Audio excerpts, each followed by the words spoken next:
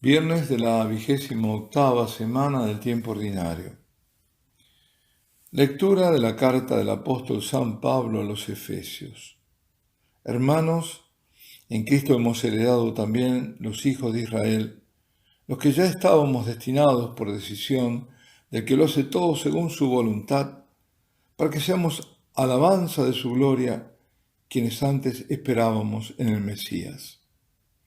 En él también vosotros, después de haber escuchado la palabra de la verdad, el evangelio de vuestra salvación, creyendo en él, habéis sido marcados con el sello del Espíritu Santo prometido.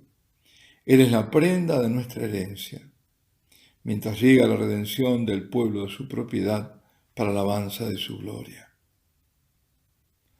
Palabra de Dios. Lectura del Santo Evangelio según San Lucas. En aquel tiempo miles y miles de personas se agolpaban. Jesús empezó a hablar, dirigiéndose primero a sus discípulos. Cuidado con la levadura de los fariseos, que es la hipocresía, pues nada hay cubierto que no llegue a descubrirse, ni nada escondido que no llegue a saberse. Por eso lo que digáis en la oscuridad será oído a plena luz, y lo que digáis al oído en las recámaras se pregonará desde la azotea. A vosotros os digo, amigos míos, no tengáis miedo a los que matan el cuerpo, y después de esto no pueden hacer más.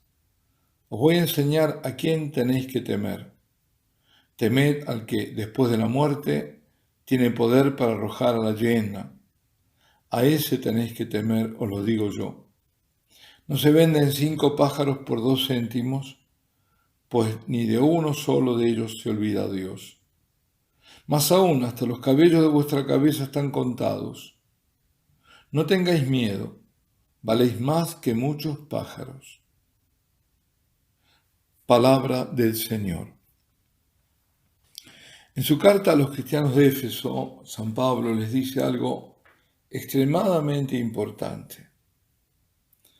Así como los judíos, hijos de Israel, que han abrazado la fe en Jesucristo, los que esperaban al Mesías y lo reconocieron en Jesús, así también los que venían del paganismo, los que vienen del paganismo, escuchando el Evangelio, han aceptado al Señor, han creído en Él, lo acogieron, ellos también están marcados con el sello del Espíritu Santo, el sello de filiación, que los hace hijos ya no de Israel, sino a todos, y cuando digo todos me refiero solo a aquellos judíos y paganos que han creído en Jesucristo, a todos ellos sí los hace hijos de Dios. Y esto hay que repetirlo una y otra vez. Somos hijos de Dios porque hemos reconocido a Jesucristo como nuestro único Señor y Salvador. Como reconocemos en Él a Dios, el Hijo del Altísimo en la carne, y sólo así somos hijos de Dios, hijos en el unigénito Hijo del Padre. Fuera de eso, si no se reconoce a Cristo, solo se puede ser criaturas. Amadas de Dios, sí, claro, amadas de Dios. Tan amadas que se encarnan. Pero criaturas a las que Dios espera incorporar como hijos, con la condición que acepten, que acojan al Hijo Jesucristo. Y como digo, para eso el Padre envió al Hijo al mundo. Para eso se encarnó en el seno de María Virgen y nació de ella en parto, en nacimiento virginal. Por eso, la única fraternidad posible, que quede claro, a la que nos llama Dios desde hace 2000 años, es la de ser hermanos en Cristo, con Cristo y por Cristo. Sin Él, sin Cristo, toda fraternidad es una concepción humana, es según la voluntad del hombre, no de Dios. Sostener lo contrario es disolver el cristianismo en una religión más, lo cual es falso, lo cual va contra la verdad. Y diluido el cristianismo, será absorbido en una religión que abarque a todas las religiones, una suerte de religión global. Atención con esto entonces.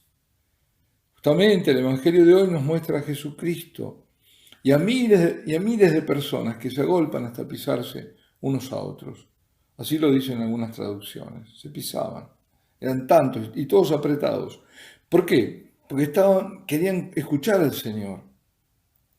Y aquí que el Señor no se dirige a ellos primero, sino a sus discípulos. Porque dice que Él empezó a hablar, pero dirigiéndose primero a sus discípulos, que eran muchos, no eran solo los 12, y alertarles acerca de los peligros, de quienes no deben seguir ni escuchar. Y esto es particularmente interesante en este tiempo. Bueno, como lo ha sido a lo largo de la historia, pero en este momento es muy interesante y muy aleccionador, porque no solo los pastores deben dar el anuncio de salvación, que dicho sea de paso, pocos lo hacen, sino también alertar al rebaño acerca de los peligros, de los falsos maestros, de las falsedades y herejías que giran en torno. Porque si así no lo hacen, entonces el rebaño se pierde, anda perdido, anda confundido, y siguiendo a quienes no deben seguir, con el peligro de dispersarse o aún de despeñarse, o de no encontrar más el camino.